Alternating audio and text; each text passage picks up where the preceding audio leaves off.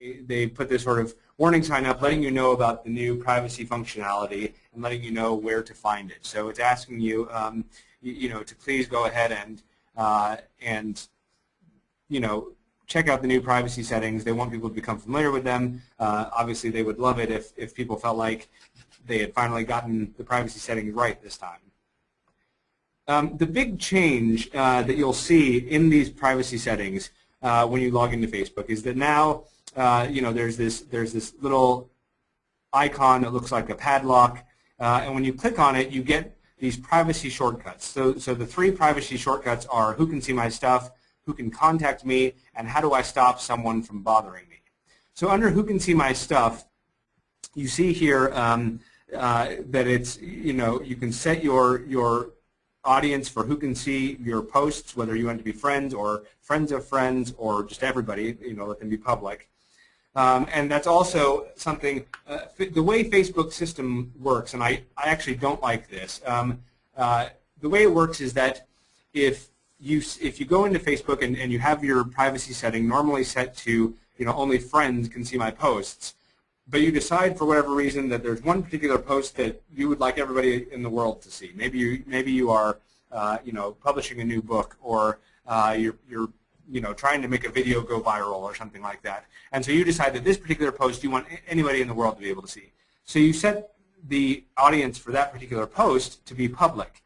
Well, the way Facebook works, whenever you change the audience of your posts, whether you're changing it here in these privacy shortcuts or as you're actually posting, what it does is it makes that your new setting. So this has happened to me a few times where for one post or another I've set something to public, and then I realize a few days later that all of my posts that I've been posting the last few days have been public, and it's because I forgot. The next time after I posted the public thing, I forgot to then switch it back to just friends. So that's something to be aware of, and this is another place that they've given you where you can adjust that. There's also something new called the activity log, which I'm going to show you more closely in a minute. And then there's this view as option. So you can basically view your profile as somebody who's a friend of a friend would view it, or somebody who is not connected to you at all. So that you can sort of test, are my privacy settings set correctly? Are people seeing the things that I want them to see or not? Under the who can contact me privacy shortcut here, they have these message filters, and they have basically, it's 2 levels, and I wish there were a third, and I'll talk more about that in a minute.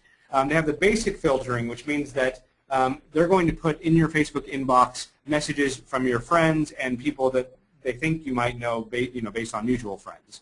Or they're going to do strict filtering, which means that you're going to really just have your friends show up in your Facebook inbox, and other people are going to be filtered off to your other mailbox. I'm going to also talk a little bit more about this other mailbox because it's something that not many people know about. When I say I wish there were a third level, I really wish Facebook had a no filtering, because what happens with this other inbox that most people don't know they even have is that if somebody sends you a message and they are not your friend, or they're not a friend of a friend, if they try to send you a message through Facebook, it will go into this other mailbox, which is sort of like Facebook's equivalent of a spam folder. And basically they're deciding that this message is probably not important to you because it's sent by somebody who, at least at this point, you're not connected with. The first time I learned about the other mailbox, I went in and found all kinds of messages that I didn't realize that I had. I will show you a little bit more about that. And I'll show you what that other mailbox is and where to find it. So anyway, I do wish they had a no filtering so that everything would just go directly into my Facebook mailbox. And then there's this also this option like they've had before of who can send me friend requests, and they have it. I have it by default set to everyone. I don't mind if people send me friend requests. I can always say no. A question did just come in through the GoToWebinar control panel, and I want to address it now. And don't forget that there is the questions bar there if you want to put in questions. Somebody's saying they don't have the who can contact me section. So I'm not sure why that is. I don't know if Facebook is sort of slowly rolling this out, and so they don't have everything there for everyone. I'd actually be really interested to see a sort of a screenshot of what you do have if you want to send that on, because I'm not sure why you wouldn't have that at this point. I believe that these privacy shortcuts, I thought that at least that Facebook had rolled them out to most everyone at this point. The third category within the privacy shortcuts are these how do I stop someone from bothering me, and that's where you can set anybody you want to have as a blocked user. So they've made it a little easier to find. If somebody is is pestering you on Facebook and you want to get rid of them easily, they've put it right here in the shortcuts so that you can stop that person from being able to contact you within Facebook. So that's the privacy shortcuts that they've added. And now in the privacy settings, they've also broken that out into a few different categories here. And so what they've done is they've separated out into a privacy tab, a timeline and tagging tab, and a blocking tab. And this is going to look very similar. It's going to look similar to both. Parts of it will look similar to the privacy shortcuts I just showed you, and a lot of it will look similar to the privacy settings that they had before this change. So you can see here again who can see your future posts, and that's friends, and then the link to the activity log, which I mentioned I will talk about in just a minute. And then this option to limit the audience of posts you've shared with friends of friends or public. So what you can do is you can use this option, and what it does is it takes all of your past posts for however long you've been on Facebook, and it marks them all as for friends only. So that if you used to have your privacy settings set to public, and you didn't, because you didn't know about privacy settings or whatever, and then you suddenly learn about the change and you say, oh, I wish I could go back and change all of my old posts. Well, there is a way to do that, limit past posts. Who can look you up? So who do you want to be able to look you up either by name or email address? I do wonder, and I sort of assume that Facebook is going to give users some way to opt out of the new social graph search, so that because a big category here obviously would be, do you want people to be able to look you up by your attributes, your age or your interests or anything like that. So again, in a future webinar, hopefully I'll be able to show you how they're doing that with the privacy settings when you're on the social graph search. And then also, do you want other search engines like Google or Bing or something like that to be able to link to your timeline? And I have that one turned off for no real reason. The timeline and tagging settings, so who can post on your timeline. Do you want to review your posts that friends tag you in before they appear on your timeline? I have that turned off because I trust my friends in general. Who can see things on my timeline? Do you want to, so this was one of the privacy shortcuts. Who can see posts that have been tagged in on your timeline? Who can see what others post on your timeline? So all of these things these were all there before. So this is nothing particularly new. They've just reorganized how it's all laid out. And then managing tags that people add and tagging suggestions and things like that. So you can see all of that here in the timeline and tagging section. And then in the blocking section, again, they have all kinds of different. This actually is just the start of the page, but you can add people to block. You can block particular apps. You can block all kinds of things. I always have to give the disclaimer that Judy Stanger-Taylor, who is a blocked user here, she's not somebody I have any sort of problem with. She's somebody who was in a presentation that I did, and she offered to be the guinea pig to show what it looked like when you block a user. So anyway, thanks to Judy. And then the activity log. This is another new thing that Facebook has added that I mentioned I would show to you. So what you can do is, basically what the activity log is going to do, it's going to show you everything that has ever happened to you on Facebook, and it's going to put it into different categories, right? So there is the all category, which is sort of what's showing now. So you can see it's showing that I liked a particular status from a scene group that I like. It's showing that I wrote happy birthday to a couple people. It's showing a link that somebody posted onto my wall. So you can see it's all different kinds of activity that have happened to me. And those were all probably within a 2-hour period or something like that. So you can imagine how long this might get. You do have this option to include only me activities, so that would be, I just want to see things that are, directly things that I've done, whether it's people who have tagged me or posts that that I've written, not necessarily posts I've liked, things like that. Then there's also your posts. So if you just want to review things that you've actually posted, you can do that. Posts that you're tagged in is the next category. So anytime anybody else has tagged you, you can look at those there.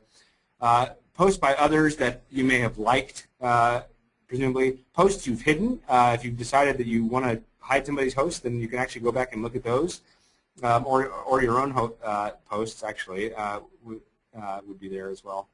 Any photos you've been tagged in, things you've liked, comments you've made, all that. So you can see that this activity log is really letting you go back and find detail and review your past activity. And of course, then you could go ahead and edit them. You see that beside each one of these options here, not only is it showing you, it's showing you who can see it. So everyone in the world can see that I liked this status by Take6. Friends of friends are able to see that I posted this on Vera's timeline. What that means is that all of Vera's friends will be able to see that as well. This one is set to custom, so Margaret probably has a setting such that only certain people are able to see it. That's not because I set that to a custom setting. Eric Harding, when he posted this on my wall, so again, his friends would be able to see this, and so would mine, that sort of thing.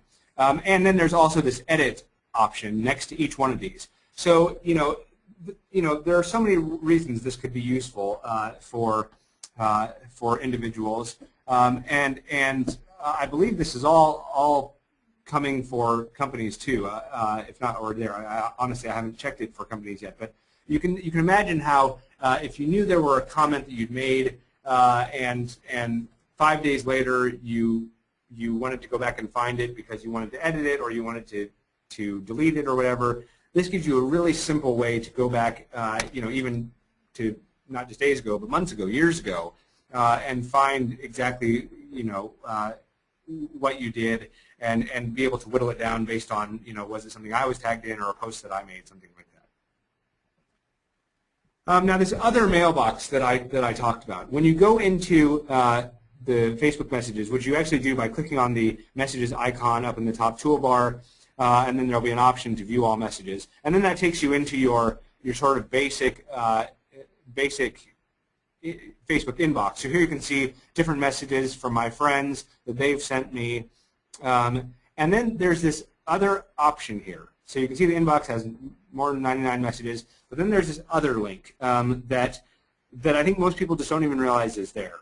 And when you click on that, then you get this separate inbox, okay? And so and you can see it's a variety of things. Many of them are events that I've been invited to, and because I was invited to them, those events can send me a message. And so some of those are messages from there. But as I said, when I first learned about this message or this other mailbox, I did realize that there were a bunch of things that I'd missed that I really wish that I'd seen when they first were sent to me. So I do recommend going and checking that out. So that's it in terms of sort of introducing the new Facebook privacy controls. I do have just a small handful of takeaways in terms of what you should know about these, why I think they're important, things like that. First of all, I really do think they are important for you to know. I think they're important for individuals to know because the way that so much information is put out on Facebook, and the way we share that information is something that I think it's important for all of us to be able to have control over. And so it really is important for you to know these things, both as an individual using Facebook and as probably most, if not, yeah, probably most of you are, as administrators of Facebook pages. It's important for you to know about these privacy settings as they apply to people who are using Facebook beyond just you. And the reason for that, takeaway number 2, is, of course, these are important for your customers to know. you know, it is, so many people just don't understand, and study after study comes out talking about how people don't understand terms and conditions on Facebook or any other social media site, and don't understand how the privacy settings are handled.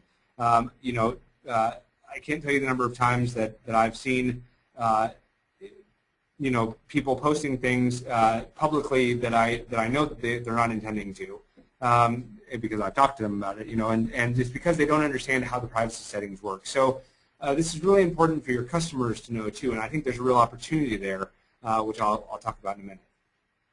And it's important for your business to know. As I said, you know, some of these things apply to businesses directly, but it's also important to keep apprised of these things because of my next point here, which is that, and this is a quote from a Fast Company article earlier this month, which is, and the quote is, "Privacy blunders are not tolerated well online." So it's important for your business to know about what the privacy settings look like and that sort of thing, so that you're not sort of overstepping your bounds with your customers. This article was actually about one of the, you know, it was the top 3 social media trends for 2013 was the title, something along those lines. And so it was saying that one of the top 3 things we'll need to know in 2013 is just that privacy is this huge issue that we really need to be careful with. So particularly when you're doing things like creating a custom, if you're creating a custom Facebook app, you know, being really careful about how much information you're asking people to give you. And that would also be similar even with, you know, custom Facebook tabs for your company page. Just, you know, people are very wary about privacy when it comes to social media, as they should be. And so, and if you are perceived as sort of screwing up in this area, it's going to, you know, it's going to sort of, the level of trust that people perceive your company to have is going to take a hit if you're not careful with these things. And so the opportunity there, which is my last takeaway here, is that you really have an opportunity to be an educational resource. If you understand how the privacy settings work, and if you have, you know, a customer base that may not be familiar with privacy settings, it really can be worth your time to help educate your customers about privacy settings. And that can be as simple as, you know, something like just putting out a Facebook post about, you know, hey, did you know that Facebook has introduced new privacy settings? Here's an article about it, or maybe even a short video tutorial, something like that. You know, something along those lines, or even something like, and I know that many of our telecommunications clients do this. You know, holding Facebook community class on Facebook and new privacy settings to really let people know, hey, you know, that we know that Facebook just changed these things, and we really want to help you learn about how they work so that you can be protected. You know, it's really just a great opportunity to show that you are keeping in touch with what's going on with social media and keeping your finger on that pulse. And your customers will really appreciate it because, again, privacy is such a huge issue when it comes to social media. So that's what I've got for you this morning. I don't see any other questions coming in, but by all means, if you have any other questions, go ahead and send me an email. We will have another webinar 2 weeks from today. I have the tentative topic as the Facebook social graph search. Again, that will depend a little bit on how quickly Facebook makes it available to everyone, including most of all me. See if I can get it ready for 2 weeks from now. Dave Neustrauten's next Straight Talk on Telco Marketing webinar will be the last Wednesday of the month, January 30th at 11 o'clock Pacific time, and I know he'd love to have you join us for that. Anyway, thank you all so much for joining us today. Have a great weekend. Remember to keep your media social and your talk straight. Bye-bye.